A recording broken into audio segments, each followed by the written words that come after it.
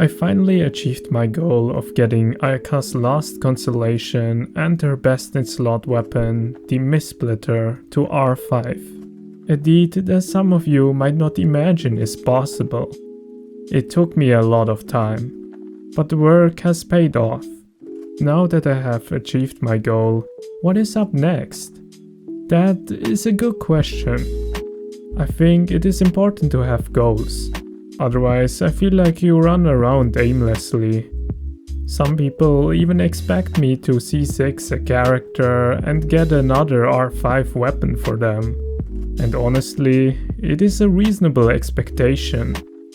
I have to admit that I'm definitely not relatable to the average free-to-play player.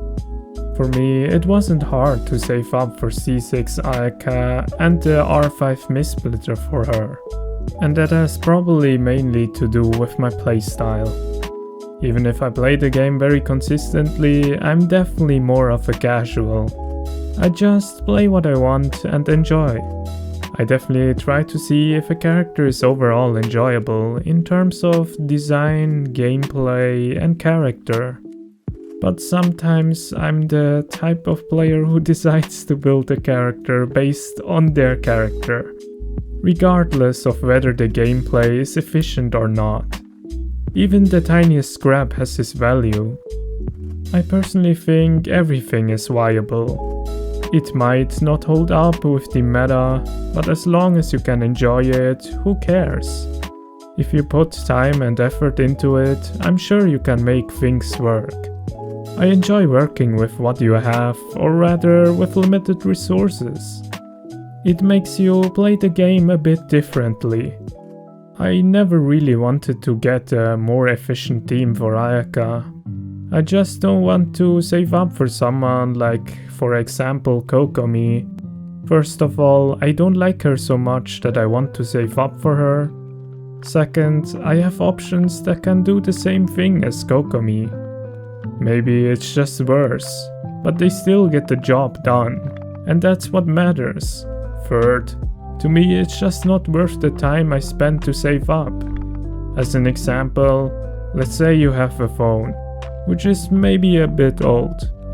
There's a new phone that you could buy, but your old phone still works perfectly fine and fulfills the function you need it to do.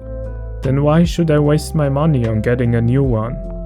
I personally don't see the point in it, and that's kinda how I also see it with the Genshin characters.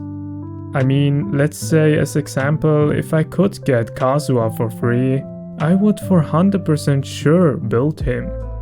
But I don't like him so much that I want to save up for him. I could rather save up for someone that I actually like more. Sino. I guess if I just want to see or have a new experience, I would rather look it up through a video or ask my friends if I can play on their accounts than waste my currency for momentary enjoyment. That doesn't mean I'm not gonna get anything. Otherwise, I wouldn't have saved up for Ayaka to get all of her cons and the R5 weapon. Or I wouldn't have given up my free-to-play status to get the Springbloom missive.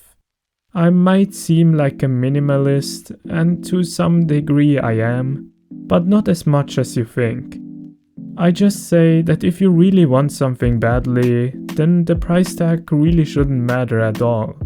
And it's pretty much how I work in general, not only in Genshin. I definitely use my primos carefully, but at the same time, if there is someone or something that I really want, I will try to get it. I also get so attached to certain characters that I end up only using the same ones over and over again. And therefore, it really doesn't make any sense to me to pull for something that I don't even want that badly. If I purchase anything, I want to try to get the most value out of it.